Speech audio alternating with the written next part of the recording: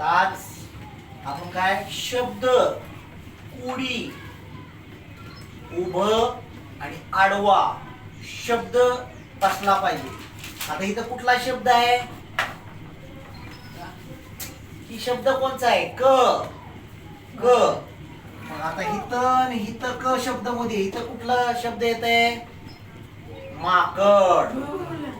माकड. मा क ड.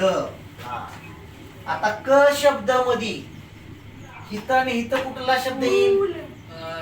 चकली. है चकली. हा चकली. बरोबर. अशा पद्धतीनं शब्द आपला तयार झाला, उभं आणि आडवा. आता अजून इथं ब आहे. ब ब शब्द आहे. इथं इथं इथं कुठला शब्द येत आहे? काय? टेबल. हा टेबल. टेबल. बरोबर. आता इथं इथं कुठलं येणार? रबर. रबर. तबक.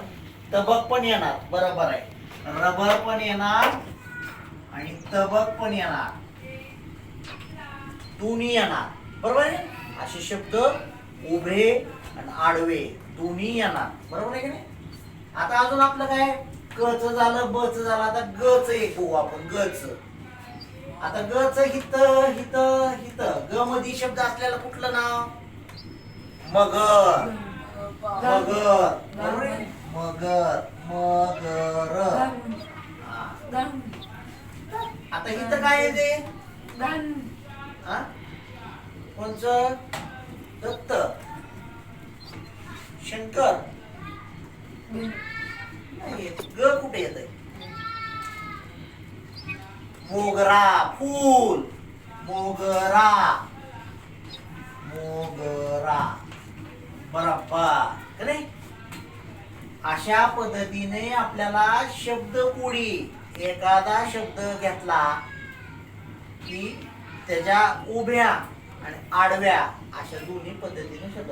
आता ही राहिलेले काय करायचे तुम्ही? कच, बच आणि गच. अजून बनवा दाखवा मला.